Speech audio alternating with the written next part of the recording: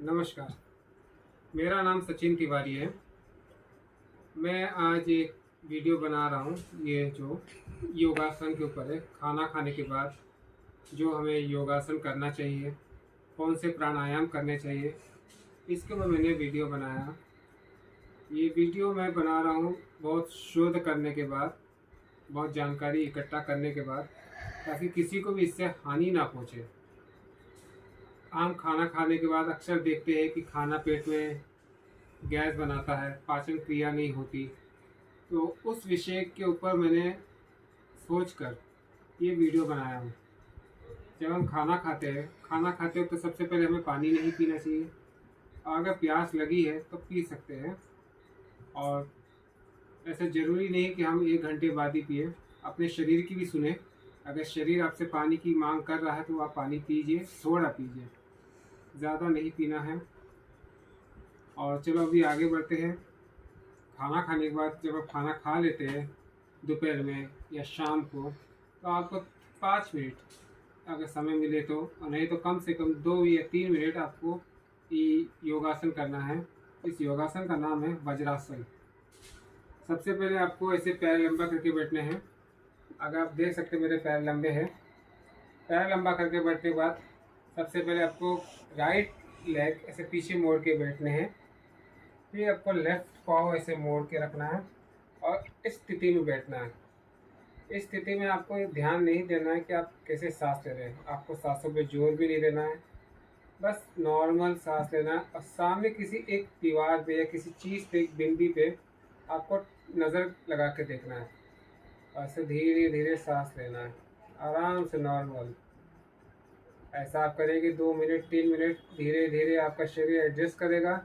और आपका जो इस स्थिति में ऐसा होता है कि आपका पेट, सीने से लेके पेट का जो बॉडी है, शरीर, वो सीधा हो जाता है।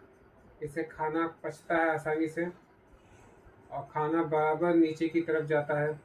पैर मोड़ के रखने से ये जो काफ मसल्स है, इसको कहते हैं हम, ये काफ मसल्स खून को वहाँ थोड़ा रोक के रखता है, तो जिससे खून पेट में रहता है और खाना पचने लगता है। और काफ मसल दबे रहने से पेट पे भी मसाज हो जाता है एक तरह से, और हार्ट के लिए भी अच्छा होता है। ये हो गया वज्रासन।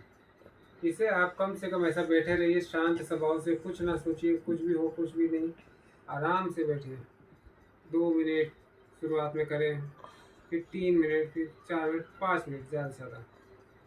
इसके बाद आप उठ जाइए। अब मैं आपको दूसरा अब मैं आपको प्राणायाम बताने जा रहा हूँ। प्राणायाम सबसे आसान प्राणायाम है। इसको कहते हैं ब्रह्मरी प्राणायाम। इसमें कुछ नहीं करना था आपको, सीधा जैसे हम कमांडी, आपको अगर ऐसा होता तो ऐसा बैठिए, या तो ऐसा सिद्धासन में बैठिए, सबसे आसान। आप जो भी पोजीशन में बैठे, लेकिन याद रहे कि आपकी कमर और पीठ सीधी रहे।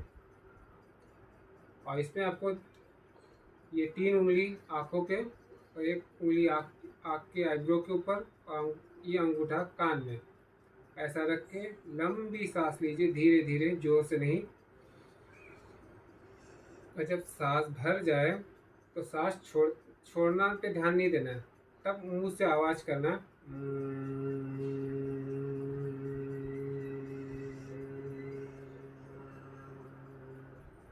मैं आपको करके बताता हूँ, आप देखिए और करिएगा। मैंने पहले 3 उंगली इधर आँखों के नीचे रखा, ये चौथी ऊपर, अंगूठा कान में। अब मैं सांस ले रहा हूँ।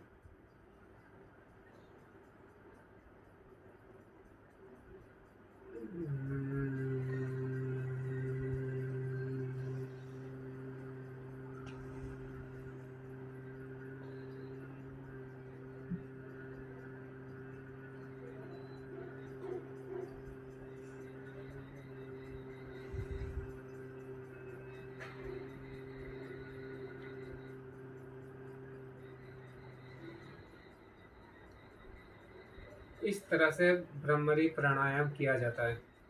आप ध्यान दीजिएगा, अगर धीरे धीरे भी सांस लेते हैं तो आप 3 या 4 सेकंड में आप सांस भर के ले लेंगे। और जब आप छोड़ेंगे तो आपको इसमें 10 सेकेंड, 15 सेकेंड या 20 सेकेंड भी जाएगा।